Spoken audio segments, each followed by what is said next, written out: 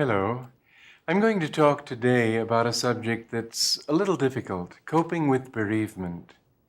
There's a story about Buddha that a woman came to him once grieving because her son had died and asking him if he could perform a miracle and bring her son back to life. Well, masters do perform miracles, and even bringing someone back to life is not unheard of. We know of cases far beyond just the life of Jesus of bringing people back to life. In fact, my own teacher did it at least on 2 occasions that I know of, Paramahansa Yogananda. But there was a deeper lesson in this too. Buddha said, "Bring me a bottle of oil, a particular kind of oil." And the woman was so pleased because she thought, oh, this will be easy. Then Buddha said, however, it was a necessary condition, that she bring it from a household that had not seen death. She came back after several days, grieving because she had not been able to find a single household that had not seen death. And Buddha smiled at her compassionately, but she understood. We all have to suffer bereavement. I remember a very sad time for me was when my mother died. She was very dear to me.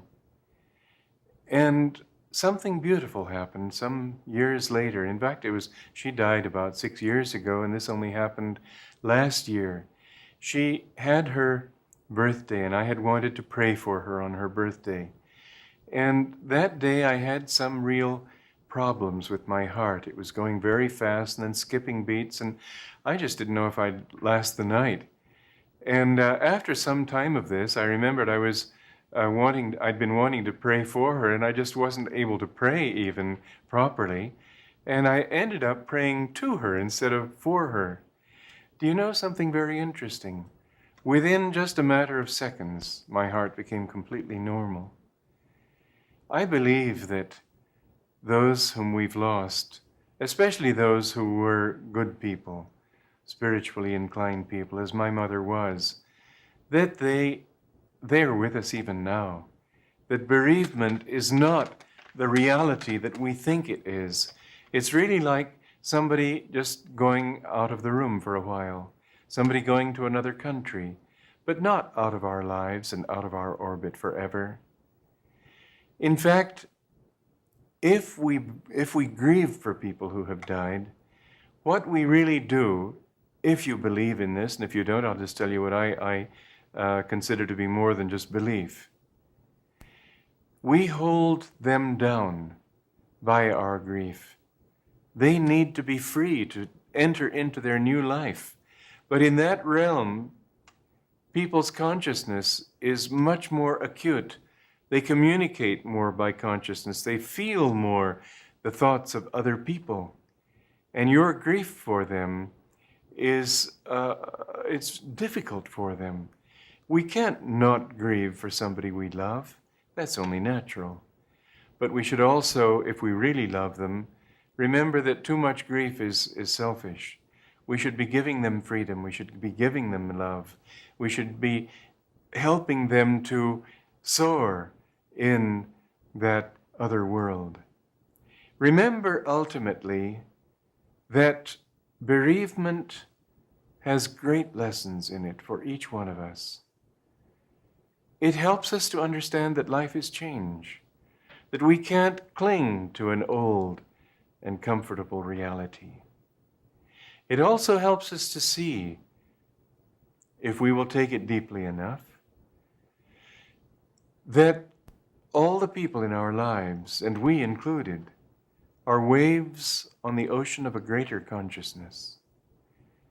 That if we could see deeply enough, we would understand that really it's God loving us through those who are dear to us. His love is expressed through them and then is taken back so that we can look to Him and not be identified with the limited expression. No expression of joy, of love, of kindness, of sweetness, none of these defines the totality of those realities. One person expresses joy in order to help us to understand that joy is infinite.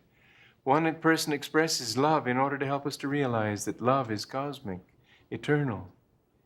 And so we tend, unfortunately for ourselves, to turn it the other way around and to think this defines love. Through this person, I've come to know what love is. Therefore, to me, love is this person. Well, that's a kind of idol worship. We need to grow beyond those confines. We need to see in every good thing a reminder of the infinity of which that good thing is only an expression. Another thing is that the death of loved ones is a means also of helping us to grow and to express that which God chooses to express through us. Somebody came to me, some sort of wacky theory he had, that would make it possible for people to live forever. And he wanted me to sort of get into this and find out more about it and so on. I said, I'm not at all in favor of people living forever. Just think of the poor young artist starting out today if he had Michelangelo still there painting away to beat the band. It would be a discouraging hypnosis, wouldn't it, that 400, 500 years of this painter, all the skills he's developed, all the mastery he's developed, what on earth could I contribute with my 20, 25 years of life? We need to clear the deck so that new things can come. Moreover, we become in ourselves, and ultimately we're the ones who will make other people feel bereaved. It's a salutary thought. People are afraid of death. Why be afraid? First of all, it's inevitable. Secondly, many people have had the experience of temporary death, and some great saints have come back from actual death, and they've spoken of it as a glorious state. If you don't believe in these things, well, I'm sorry for you, because you're selling yourself short. If you are conscious, it's because there's consciousness there to express itself through your little brain and personality. If you are anything, it's because there's something there to be expressed through you. You don't define it, you don't create it, you didn't invent yourself even. You sort of molded what was there to make what you think is yourself. But you are, as it says in the old Hermetic writings, thou art of old, O Son of Man, yea, of everlasting. One wonderful belief, and really the only thing that makes any philosophical sense, is reincarnation. The thought that we come back again and again and again to work out these things, the realization that consciousness is behind the brain, operating through the brain, but not defined by the brain. There were 3 cases I know of that were extremely well known in Europe. I don't think that in this skeptical country it would even get a hearing, but these things in Europe, they had sound medical testimony in back of them. There were 3 students in different colleges. They actually were in college, they weren't just vegetables, who were found to have no brains.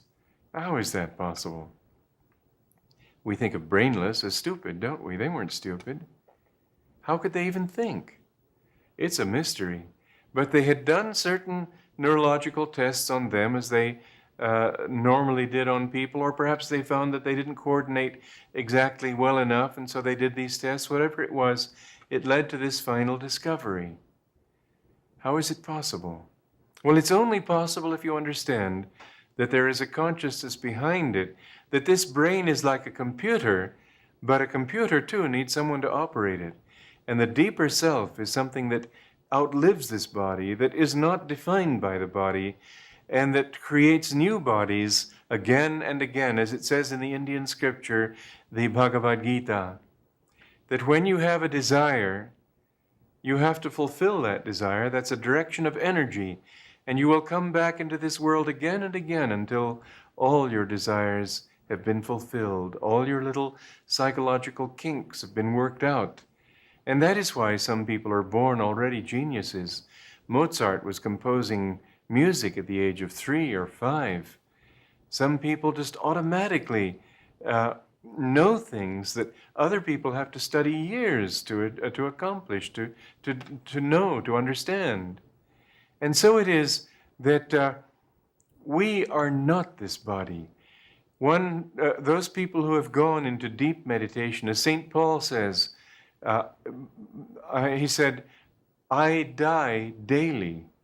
That means he could stop his heart, he could stop his breath, and do what great yogis do also, which is to go outside the body and discover that he is living without the body, but able to move around without having to move his muscles, his feet, his hands, his eyes.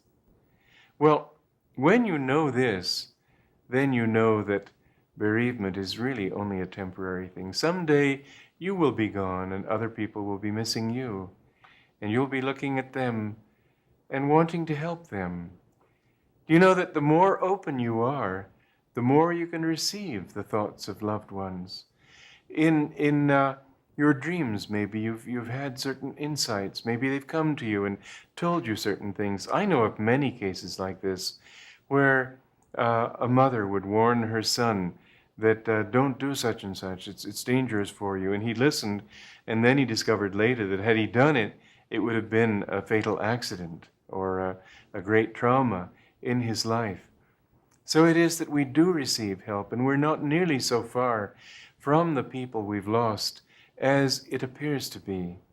It would really be a good practice every day to pray for them, and as in the case with me, pray to them and see how close you can be. I've always loved something my singing teacher said to me back when I was in college.